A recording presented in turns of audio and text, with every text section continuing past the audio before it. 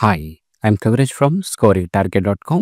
In today's session, we are going to discuss essay on zero mosquitoes, zero dengue.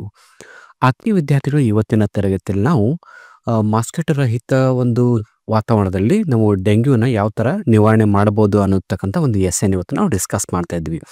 So ಇತ್ತೀಚೆಗೆ ನೀವೆಲ್ಲ ನೋಡ್ತಾ ಇದ್ರಿ current affair ಜಾಸ್ತಿ ಒಂದು ಇಂಪಾರ್ಟೆಂಟ್ ಆಗಿ ಡೆಂಗ್ಯೂ ಎಲ್ಲ ಕಡೆ ಹರಡ್ತಾ ಇದೆ. ಸೊ ಅದಕ್ಕೆ ಸಂಬಂಧಪಟ್ಟಂತೆ ಎಕ್ಸಾಮ್ಗಳಲ್ಲಿ ಎಸ್ಸೆ ಕೇಳ್ಬೋದು. ಅದಕ್ಕಾಗಿ ನಾನು ಈ ಎಸ್ಸೆಯನ್ನು ಮಾಡ್ತಾ ಇದ್ದೀನಿ.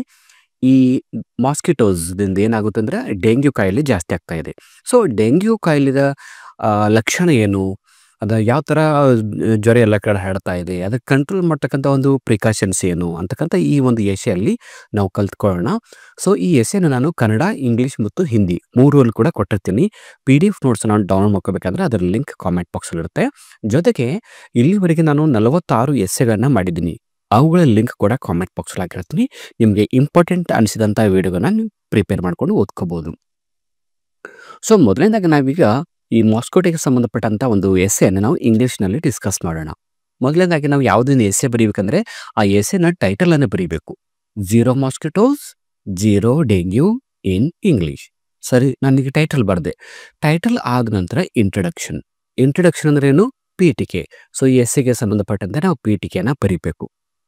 ಪೀಠಿಕೆಯಲ್ಲಿ ಶಾರ್ಟ್ ಆಗಿ ನಾವು ಈ ಮಾಸ್ಕಿಟೋಸ್ ಬಗ್ಗೆ, ಡೆಂಗ್ಯೂಸ್ ಬಗ್ಗೆ ಬರೀಬೇಕು.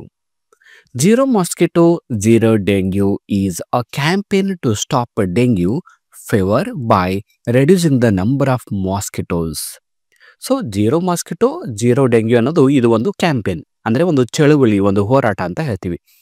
ಈ ಚಳುವಳಿಯ ಮುಖ್ಯ ಉದ್ದೇಶ ಏನಂದರೆ ಸೊಳ್ಳೆಗಳನ್ನು ಕಡಿಮೆ ಮಾಡಿ ಡೆಂಗ್ಯೂವನ್ನು ನಿಯಂತ್ರಣಕ್ಕೆ ತರೋದು, ಈ ಕಾಯಿಲೆಯನ್ನು ನಿಯಂತ್ರಣಕ್ಕೆ ತರೋದು ಒಂದು ಚಳುವಳಿ.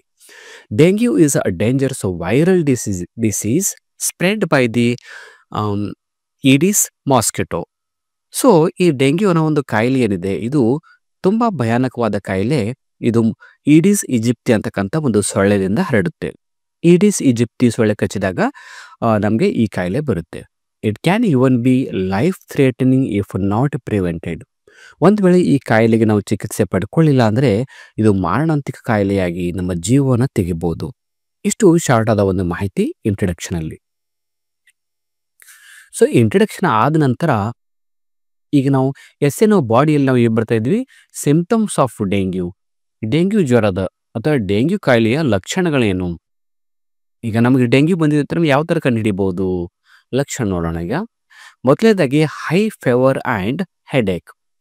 ತುಂಬ ತಲೆನೋವುತ್ತಾ ಇರುತ್ತೆ, ಹೈ ಆಗಿ ತುಂಬ ಪ್ರೆಷರ್ ಆಗಿ ತಲೆನೋವಿಸ್ತಾ ಇರುತ್ತೆ ಮತ್ತು ತುಂಬ ಜ್ವರ ಇರುತ್ತೆ, ಮೈ ತುಂಬ ಜ್ವರ ಇರುತ್ತೆ. ಇದು ಮೊದಲನೇ ಲಕ್ಷಣ. ಇನ್ನು second, pain in joints and muscles. Joints ಅಂದರೆ ನಮ್ಮ ಎಲುಬುಗಳಿರ್ತಕ್ಕಂಥ ಜಾಯಿಂಟ್ಗಳು. ಆಮೇಲೆ ಮಸಲ್ಸ್ ಅಂದರೆ ಸ್ನಾಯುಗಳು. ಈ ಮಸಲ್ಸಲ್ಲಿ ಮತ್ತು ಜಾಯಿಂಟ್ಸ್ಗಳಲ್ಲಿ ತುಂಬ ಪೇನ್ ಆಗ್ತಾ ಇರುತ್ತೆ. ಇದು ಎರಡನೇ ಲಕ್ಷಣ. ಇನ್ನು ಮೂರನೇದು ಸ್ಕಿನ್ ರ್ಯಾಷಸ್, ಅಂದರೆ ನಮ್ಮ ಚರ್ಮದ ತುಂಬ ಬೆವರು ಸಾಲೆ ಬರೋದು, ಪಿಂಪಲ್ಸ್ ಆಗೋದು, ಈ ಥರ ಆಗ್ತಾ ಇರುತ್ತೆ. ಇನ್ನು ನಾಲ್ಕನೇದು ಇಂಟರ್ನಲ್ ಬ್ಲೀಡಿಂಗ್. ಇಂಟರ್ನಲ್ ಅಂದರೆ ಆಂತರಿಕ, ಬ್ಲೀಡಿಂಗ್ ಅಂದರೆ ರಕ್ತಸ್ರಾವ. ಆಂತರಿಕ ರಕ್ತಸ್ರಾವ ಆಗುತ್ತೆ. ಅಂದರೆ ಈ ಡೆಂಗ್ಯೂ ಕಾಯಿಲೆ ಬಂದಾಗ ಪ್ಲೇಟ್ಲೆಟ್ಗಳ ಸಂಖ್ಯೆ, ನಮ್ಮ ರಕ್ತದಲ್ಲಿರ್ತಕ್ಕಂಥ ಪ್ಲೇಟ್ಲೆಟ್ಗಳ ಸಂಖ್ಯೆ ಕಡಿಮೆ ಆಗಿ ರಕ್ತಸ್ರಾವ ಜಾಸ್ತಿ ಆಗುತ್ತೆ. ಸೊ ನಾನು ಕೇವಲ ಇಂಪಾರ್ಟೆಂಟ್ ಅಂತ ಪಾಯಿಂಟ್ಸನ್ನು ಇಲ್ಲಿ 4 ಹೈಲೈಟ್ಸ್ ಮಾಡಿದ್ದೀನಿ. ಇನ್ನೂ ಹೆಚ್ಚಿನ ಒಂದು ಲಕ್ಷಣ ಕೂಡ ನಾವಿಲ್ಲಿ ಕಾಣ್ತೀವಿ. ಇದ್ರ ಜೊತೆಗೆ ನಾನು ಒಂದು ಫೋಟೋನ ಅಪ್ಲೋಡ್ ಮಾಡಿದ್ದೀನಿ. ನೀವು ಎಸ್ಸೆಯಲ್ಲಿ ಇದೇನು ಬರೆಯೋದು ಬೇಕಾಗಿಲ್ಲ, ಈ 4 ಪಾಯಿಂಟ್ಸ್ ಬರೆದರೆ ಸಾಕು. ಸಿಂಪ್ಟಮ್ಸ್ ಆಫ್ ಡೆಂಗ್ಯೂ ಅಂತ ಬರೆದು 4 ಲಕ್ಷಣ ಬರೀಬೇಕು. ಇಲ್ಲಿ ಕೊಟ್ಟಂಥ ಚಿತ್ರ ನಿಮಗೆ ಈ ಎಸ್ಸೆ ಸ್ಪಷ್ಟವಾಗಿ ಅರ್ಥ ಆಗಲಿ ಅನ್ನೋ ಉದ್ದೇಶದಿಂದ ಕೊಟ್ಟಿರ್ತೀನಿ ಅಷ್ಟೇ. ಸಿಂಪ್ಟಮ್ಸ್ ಆಫ್ ಡೆಂಗ್ಯೂ ಇಲ್ಲಿ ನಾವು ಏನು ಓದ್ಕೊಂಡಿರ್ತೀವಿ ಅದ್ರಲ್ಲಿ ಚಿತ್ರ ರೂಪದಲ್ಲಿದೆ ಅಷ್ಟೇ. ಇಲ್ಲಿ ಹೈ ಫೀವರ್, ತುಂಬ ಜ್ವರ ಬರೋದು, ರ್ಯಾಶ್, ಮೈಯೆಲ್ಲ ತುರಿಸೋದು, intense pain behind your eyes, ಕಣ್ಣು ಹಿಂದ್ಗಡೆ ಪೇನ್ ಆಗೋದು, ನೌಸೆನ್ ಆರ್ ವಾಮಿಟಿಂಗ್ ಅಂದರೆ ವಾಕರಿಕೆ ಬಂದಂಗೆ ಆಗೋದು, ಉಲ್ಟಿ ಬಂದಂಗೆ ವಾಂತಿ ಆಗ್ತಕ್ಕಂಥ ಒಂದು ಲಕ್ಷಣ. ಇನ್ನು muscle, bone and joint pain, ಜಾಯಿಂಟ್ಗಳಲ್ಲಿ ನಮ್ಮ ಸ್ನಾಯುಗಳಲ್ಲಿ ಎಲುಬುಗಳಲ್ಲಿ ನೋವಾಗೋದು, ಇವೆಲ್ಲ ಲಕ್ಷಣಗಳು. ಇದು ಚಿತ್ರ ಇದೆ, ಈ ಚಿತ್ರ ಏನೋ ಬರೆಯೋದು ಬೇಡ. ನೆಕ್ಸ್ಟ್ ಈಗ ನಾವು ಮತ್ತೆ ಏನು ಬರೆಯೋಕೆ ಎಸ್ಸೆಯಲ್ಲಿ ಅಂದರೆ how to control dengue. So ಈ ಡೆಂಗ್ಯೂ ಕಾಯಿಲೆಯನ್ನು ಯಾವ ಥರ ನಾವು ನಿಯಂತ್ರಣಕ್ಕೆ ತರಬೇಕು ಅನ್ನೋದು ಪಾಯಿಂಟ್ ನೋಡೋಣ. Point number 1, clean water containers regularly to stop mosquitoes from breeding. So ಅಲ್ಲಲ್ಲಿ ನೀರು ನಿಲ್ಲೋದು, ನೀರು ಶೇಖರಣೆಯಾಗಿ ನಿಲ್ತಕ್ಕಂಥ ಒಂದು ಏನಿರ್ತವೆ ಅವೆಲ್ಲಗಳನ್ನು ನೀರನ್ನು ಕ್ಲೀನ್ ಮಾಡಿ ತೆಗಿಬೇಕು. ಇಲ್ಲಾಂದ್ರೆ ಏನಾಗುತ್ತೆ, ಅಲ್ಲಿ ಸೊಳ್ಳೆಗಳು ತಮ್ಮ ಸಂತಾನ ಉತ್ಪತ್ತಿಯನ್ನು ಮಾಡ್ತವೆ. ಅಂದರೆ ನಮ್ಮ ಮನೆ ಹಿಂದ್ಗಡೆ ಅಥವಾ ಮುಂದ್ಗಡೆ ನೆಲದ ಮೇಲ್ಗಡೆ ಮೇಲ್ಗಡೆ ಎಲ್ಲಾದ್ರೂ ನೀರು ನಿಲ್ತಾ ಇದ್ರೆ ಅವುಗಳನ್ನ ಕ್ಲೀನ್ ಮಾಡಿ ಮುಚ್ಚಬೇಕು. ಇನ್ನು ಎರಡನೇದು ಸ್ಲೀಪ್ ಅಂಡರ್ ಮಾಸ್ಕಿಟೋ ನೆಟ್ಸ್. ಇನ್ನು ನಾವು ಮಲ್ಕೋಬೇಕಾದ್ರೆ ನಮ್ಮ ಮಾಸ್ಕಿಟೋ ಒಂದು ಜಾಲಿ ಸಿಗುತ್ತಲ್ಲ, ಆ ನೆಟ್ಗಳನ್ನು ಹಾಕ್ಕೊಂಡು ಮಲ್ಕೋಬೇಕು. ಅಥವಾ ರೆಪಿಲೆಂಟ್ಸ್ ಅಂದರೆ ಈ ಲಿಕ್ವಿಡ್ಗಳು, ಗುಡ್ ನೈಟ್ ಆಗಿರ್ಬೋದು, ಬೇರೆ ಬೇರೆ ಲಿಕ್ವಿಡ್ ಎಲ್ಲ ಮಾರ್ಕೆಟಲ್ಲಿ ಸಿಗುತ್ತಲ್ಲ, ಆ ಲಿಕ್ವಿಡನ್ನು ಬಳಸಿ ಕೂಡ ನಾವು ಮನೆಯಲ್ಲಿ ಮಲ್ಕೋಬೇಕು. And wear full sleeve clothes. ಇನ್ನು ಮೈ ತುಂಬ ಬಟ್ಟೆಗಳನ್ನ ಹಾಕೋಬೇಕು. ಫುಲ್ ಸ್ಲೀವ್ ಅಂದರೆ ಹಾಫ್ ಶರ್ಟ್ಗಳಲ್ಲ, ಫುಲ್ ಶರ್ಟ್ಗಳು. ಕಾಲಿಗೆ ಪ್ಯಾಂಟ್ಗಳು ಕೂಡ ಫುಲ್ ಪ್ಯಾಂಟ್ಗಳನ್ನ, ಅಂದರೆ ಮಾಸ್ಕಿಟೋಗಳು ನಮ್ಮ ಅಂಗಾಂಗಗಳ ಮೇಲೆ ಕೂತ್ಕೊಂಡು ಕಚ್ಚಲಿಕ್ಕೆ ಅವಕಾಶ ಸಿಗಬಾರ್ದು. ಈ ಥರ ನಾವು ಫುಲ್ ಡ್ರೆಸ್ಸನ್ನು ಹಾಕ್ಕೋಬೇಕು. ಇನ್ನು ಮೂರನೇದು ಯೂಸ್ ಇನ್ಸೆಕ್ಟಿಸೈಡ್ಸ್ ಅಂದರೆ ಕೀಟನಾಶಕಗಳು, ಕ್ರಿಮಿನಾಶಕಗಳು in areas where there are many mosquitoes. ಇನ್ನು ಮಾಸ್ಕಿಟೋಸ್ ಯಾವ ಏರಿಯಾಗಳಲ್ಲಿ ಜಾಸ್ತಿ ಆಗಿದೆ ಅಲ್ಲೆಲ್ಲ ನಮಗೂ ಕ್ರಿಮಿನಾಶಕವನ್ನು ಸಿಂಪಡಣೆ ಮಾಡಬೇಕು. ನಾಲ್ಕನೇದು educate people about how to prevent dengue and keep surroundings clean. ಇನ್ನು ಈ ಡೆಂಗ್ಯೂಗೆ ಸಂಬಂಧಪಟ್ಟಂತೆ, ಸೊಳ್ಳೆಗಳು ಜಾಸ್ತಿ ಆಗೋದು ಸಂಬಂಧಪಟ್ಟಂತೆ ಪರಿಸರ ಯಾವ ಥರ ಕ್ಲೀನಾಗಿ ಇಟ್ಕೋಬೇಕು ಅನ್ನೋದ್ರ ಬಗ್ಗೆ ಜನರಲ್ಲಿ ಜಾಗೃತಿ ಮೂಡಿಸಬೇಕು. ಈ ಥರ ಮಾಡೋ ಮೂಲಕ ನಾವು ಡೆಂಗ್ಯೂವನ್ನು ನಿಯಂತ್ರಣಕ್ಕೆ ತರಬಹುದು. ಇದಾದ ನಂತರ ನಾನಿಲ್ಲಿ ಚಿತ್ರ ಕೊಟ್ಟಿದ್ದೀನಿ. ಈ ಚಿತ್ರ ಕೇವಲ ನಿಮಗೆ ಎಸ್ಸೆ ಬರೆಯೋಕ್ಕಲ್ಲ, ನಿಮ್ಮ ಎಸ್ಸೆಯನ್ನು ಕಲ್ತ್ಕೊಳ್ಳೋಕ್ಕೆ ಈಸಿ ಆಗಲಿ ಅಂತ. ಇಲ್ಲಿ ನಾನು ಏನೇನು ಕಂಟ್ರೋಲ್ ಮಾಡೋಕ್ಕೆ ಏನೇನೋ ಒಂದು ಪ್ಲ್ಯಾನ್ಗಳನ್ನು ಹಾಕ್ಕೊಂಡಿವೋ ಆ ಪ್ಲ್ಯಾನ್ಗಳೇ ಇಲ್ಲಿ ಚಿತ್ರ ರೂಪದಲ್ಲಿ ಇರುತ್ತೆ ಅಷ್ಟೇ. ಡೆಂಗ್ಯೂ ಫೀವರ್ ಪ್ರಿವೆನ್ಷನ್ ಟಿಪ್ಸ್ ಅಂದರೆ ಈ ಡೆಂಗ್ಯೂ ಕಾಯಿಲೆಯನ್ನು ನಿಯಂತ್ರಣ ಮಾಡಬೇಕಂದ್ರೆ ಟಿಪ್ಸ್ ಏನಿದೆ? ಮೊದಲನೇದಾಗಿ ಎಲಿಮಿನೇಟ್ ಸ್ಟ್ಯಾಂಡಿಂಗ್ ವಾಟರ್. ಎಲ್ಲಿ ಕೂಡ ನೀರು ನಿಲ್ಲದ ಹಾಗೆ ನೋಡ್ಕೊಳ್ಳಿ, ಸೊಳ್ಳೆಗಳು ಬೆಳೆಯೋದ ಹಾಗೆ ನೋಡ್ಕೊಳ್ಳಿ. ಸ್ಟೇ ಇಂಡೋರ್ಸ್, ಆದಷ್ಟು ಮನೆ ಒಳಗಡೆ ಉಳ್ಕೊಳ್ಳಿ. ಥರ್ಡ್, ಯೂಸ್ ಮಾಸ್ಕಿಟೋ ರಿಪ್ಲೆಂಟ್ಸ್ಗಳನ್ನ ಅಂದರೆ ಕ್ರಿಮಿನಾಶಕಗಳನ್ನ ಬಳಸ್ಕೊಳ್ಬೇಕು. ಯೂಸ್ ಮಾಸ್ಕಿಟೋ ನೆಟ್ಸ್, ಬಲಿಗಳನ್ನ ಯೂಸ್ ಮಾಡ್ಕೋಬೇಕು. Wear protective clothings. ಸೊ ಇಷ್ಟು. ಇದಾದ ನಂತರ ಎಸ್ಸೆ ಕೊನೆಯಲ್ಲಿ ನಾವು ಏನು ಬರೀಬೇಕಂದ್ರೆ ಕನ್ಕ್ಲೂಷನ್, ಉಪಸಂಹಾರವನ್ನು ಬರೀಬೇಕು.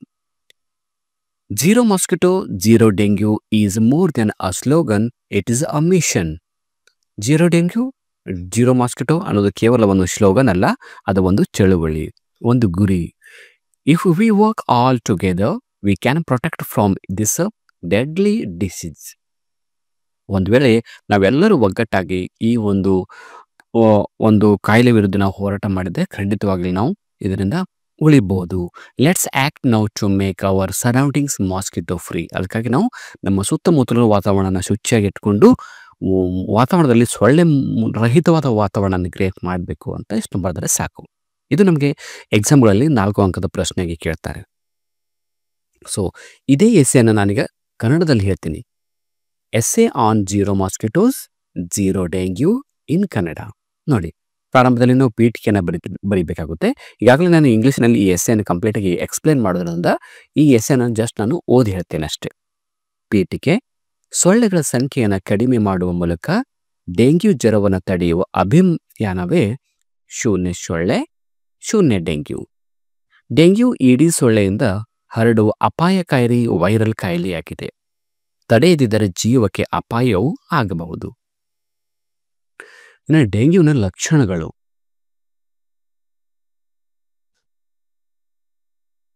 ಮೊದಲನೇದು ಅಧಿಕ ಜ್ವರ ಮತ್ತು ತಲೆನೋವು, ಕೀಲುಗಳು ಮತ್ತು ಸ್ನಾಯುಗಳಲ್ಲಿ ನೋವು, ಚರ್ಮದ ದದ್ದುಗಳು, ಆಂತರಿಕ ರಕ್ತಸ್ರಾವ. ನೆಕ್ಸ್ಟ್, ಡೆಂಗ್ಯೂ ನಿಯಂತ್ರಣ ಮಾಡೋದು ಹೇಗೆ ನೋಡಿ. ಮೊದಲನೇದು, ಸೊಳ್ಳೆಗಳ ಸಂತಾನೋತ್ಪತ್ತಿಯನ್ನು ತಡೆಯಲು ನಿಯಮಿತವಾಗಿ ನೀರಿನ ಪಾತ್ರೆಗಳನ್ನು ಸ್ವಚ್ಛಗೊಳಿಸಿ. ಎರಡನೇದು, ಸೊಳ್ಳೆ ಪರದೆಗಳು ನಿವಾರಕಗಳ ಅಡಿಯಲ್ಲಿ ಮಲಗಿಕೊಳ್ಳಿ ಮತ್ತು ಪೂರ್ಣ ತೋಳಿನ ಬಟ್ಟೆಗಳನ್ನು ಧರಿಸಿ. 3, ಹೆಚ್ಚು ಸೊಳ್ಳೆಗಳು ಇರುವ ಪ್ರದೇಶಗಳಲ್ಲಿ ಕೀಟನಾಶಕಗಳನ್ನು ಬಳಸಿ ಅಥವಾ ಸಿಂಪಡಿಸಿ. 4ನೇದು, ಡೆಂಗ್ಯೂವನ್ನು ತಡೆಗಟ್ಟುವುದು ಮತ್ತು ಪರಿಸರವನ್ನು ಹೇಗೆ ಸ್ವಚ್ಛವಾಗಿ ಇಟ್ಟುಕೊಳ್ಳುವುದು ಎಂಬುದರ ಕುರಿತು ಜನರಿಗೆ ಶಿಕ್ಷಣ ನೀಡಿ. ಇನ್ನು ಎಸ್ಸೆಯ ಉಪಸಂಹಾರ: ಶೂನ್ಯ ಸೊಳ್ಳೆ ಶೂನ್ಯ ಡೆಂಗ್ಯೂ ಘೋಷಣೆಗಿಂತ ಹೆಚ್ಚು ಇದು ಒಂದು ಮಿಷನ್ ಆಗಿದೆ. ಎಲ್ಲರೂ ಒಗ್ಗಟ್ಟಾಗಿ ಕೆಲಸ ಮಾಡಿದರೆ ಈ ಮಾರಣಾಂತಿಕ ಕಾಯಿಲೆಯಿಂದ ರಕ್ಷಿಸಬಹುದು. ನಮ್ಮ ಸುತ್ತಮುತ್ತಲಿನ ಪ್ರದೇಶವನ್ನು ಸೊಳ್ಳೆ ಮುಕ್ತಗೊಳಿಸಲು ಈಗಲೇ ಕಾರ್ಯನಿರ್ವಹಿಸೋಣ. ಸೊ ನಾವು ಕನ್ನಡದಲ್ಲಿ ಎಸ್ಸೆನ ನೋಡ್ಕೊಂಡ್ವಿ. ಇದೇ ಎಸ್ಸೆನ ನಾನು ಹಿಂದಿಯಲ್ಲಿ ಕೂಡ ಕೊಟ್ಟಿರ್ತೀನಿ. Essay on zero mosquitoes zero dengue in Hindi. ಇದರಲ್ಲಿ ನಾನು ಪ್ರಸ್ತಾವನೆ ಕೊಟ್ಟಿದ್ದೀನಿ, ಪೀಠಿಕೆ, ಆಮೇಲೆ ಡೆಂಗ್ಯೂ का ಲಕ್ಷಣ ಇದೆ, ಆಮೇಲೆ ಡೆಂಗ್ಯೂ को कैसे ನಿಯಂತ್ರಣ ಇದೆ, ಆಮೇಲೆ ಕೊನೆಗೆ ಉಪಸಂಹಾರ. ಈಗಾಗಲೇ ನಾನು ಕನ್ನಡ ಮತ್ತು ಇಂಗ್ಲೀಷ್ನಲ್ಲಿ ಎರಡು ಕೂಡ ಎಕ್ಸ್ಪ್ಲೈನ್ ಮಾಡಿರೋದ್ರಿಂದ ನಾನು ಹಿಂದಿಯಲ್ಲಿ ಎಕ್ಸ್ಪ್ಲೈನ್ ಮಾಡ್ತಾ ಇಲ್ಲ. ನೀವು ಈ ವಿಡಿಯೋನ ಪಾಸ್ ಮಾಡ್ತಾ ಇದನ್ನು ಬರ್ಕೋಬಹುದು, ಅಥವಾ ನಿಮ್ಮ ಈ PDF ನೋಟ್ಸನ್ನು ಉಚಿತವಾಗಿ ಡೌನ್ಲೋಡ್ ಮಾಡ್ಕೋಬೇಕಂದ್ರೆ ಅದರ ಲಿಂಕ್ ಕಾಮೆಂಟ್ ಬಾಕ್ಸಲ್ಲಿ ಹಾಕಿರ್ತೀನಿ, ಕ್ಲಿಕ್ ಮಾಡಿ ಡೌನ್ಲೋಡ್ ಮಾಡಿಕೊಂಡು ನಿಮ್ಮ ಎಕ್ಸಾಮ್ಗೆ ಪ್ರಿಪೇರ್ ಆಗಿ. ಈ ಎಸ್ಸೆ ತುಂಬ ಇಂಪಾರ್ಟೆಂಟ್ ಆಗಿರೋದ್ರಿಂದ ಓದ್ಕೊಂಡು ಒಂದು 2-3 ಬಾರಿ ಬರೆದು ಪ್ರಾಕ್ಟೀಸ್ ಮಾಡಿ. ನಿಮ್ಮ ಎಕ್ಸಾಮ್ಗಳಲ್ಲಿ ಬರ್ತಕ್ಕಂಥ ಸಾಧ್ಯತೆ ಇದೆ. ಜೊತೆಗೆ ಈ ವಿಡಿಯೋನ ಆದಷ್ಟು ನಿಮ್ಮ ಫ್ರೆಂಡ್ಸ್ ಗ್ರೂಪಲ್ಲಿ ಶೇರ್ ಮಾಡ್ಕೊಳ್ಳಿ ಅಂತ ಹೇಳ್ತಾ ಇವತ್ತಿನ ಕ್ಲಾಸನ್ನು ಇಲ್ಲಿಗೆ ಮುಗಿಸ್ತಾ ಇದ್ದೀನಿ. So thank you all for watching the video. If you like the video, subscribe to our channel to get more videos. Thank you all.